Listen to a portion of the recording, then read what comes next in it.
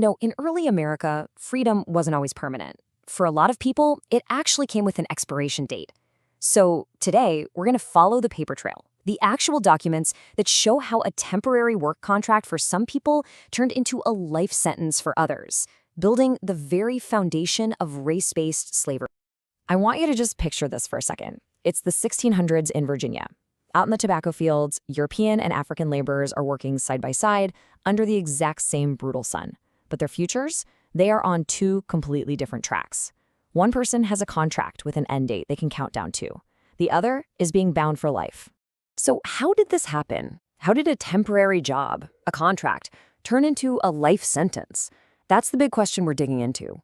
We're going to follow the evidence, from old court records to the hard economic logic of the time, to see how a system of temporary work morphed into chattel slavery, a system where people and their children were legally defined as property.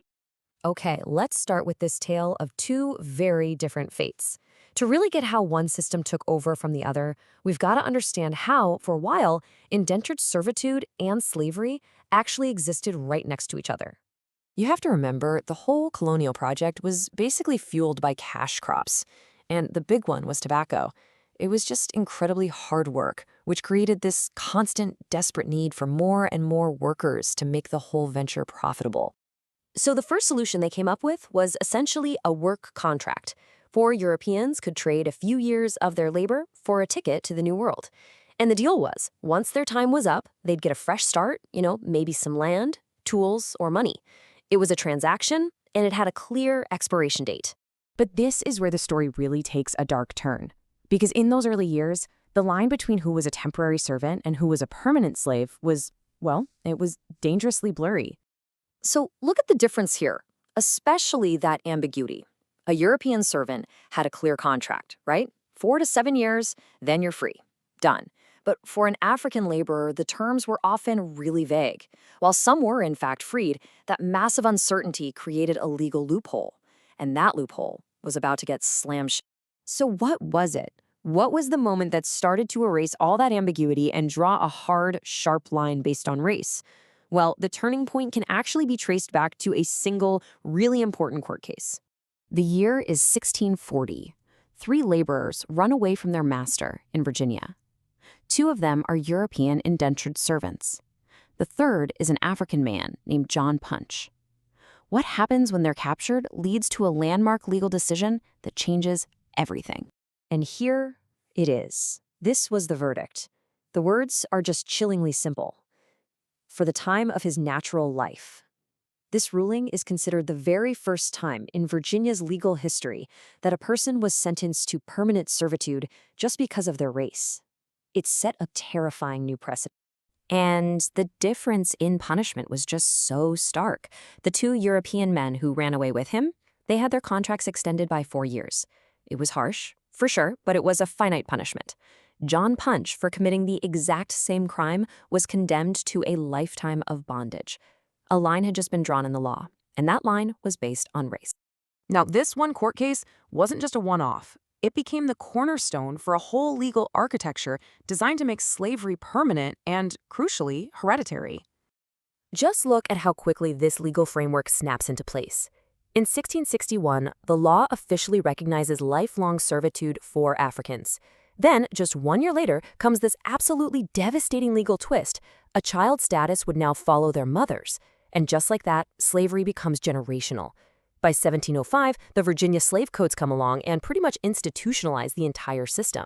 So these laws weren't random. They systematically dismantled a person's humanity in the eyes of the state. They were designed to transform people from temporary laborers into property that could be owned for life, and whose children would be born into that same system with absolutely no legal way out. So you have to ask, why? Why did this happen? What was the engine driving this whole legal machine? Well, the answer, and it's probably not a surprise, was all about economics. This ad from a colonial newspaper tells the whole story, just in the language they used. It lists enslaved Africans for sale, which implies a permanent asset, right next to European servants who only have 2 years left on their contracts. The market created 2 totally different products. One was a lifetime investment, the other was just a short-term rental. And this economic calculation completely reshaped the labor force.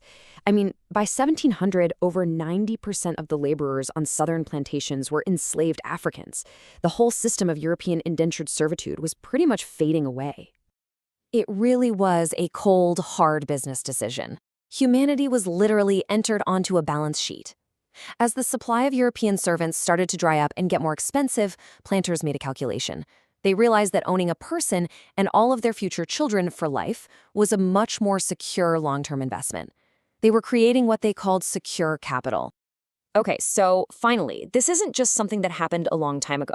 The paper trail that constructed this system back in the 17th and 18th centuries has a direct legacy that we're still dealing with today. And this, right here, is maybe the most important takeaway of all.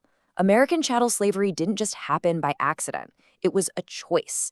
It was deliberately engineered through court rulings, new laws, and economic incentives, all of which left a very clear paper trail. And that paper trail hasn't ended. Today, you have federal bodies that are still tasked with untangling and measuring the long-term impact of these foundational laws. They're studying how these centuries-old rules continue to affect modern policy, housing, and economic inequality. The accounting is still going on. So that leaves us with a final and pretty difficult question. If a system of inequality was so meticulously built, piece by piece, with legal and economic tools, what tools does it take to dismantle its enduring legacy?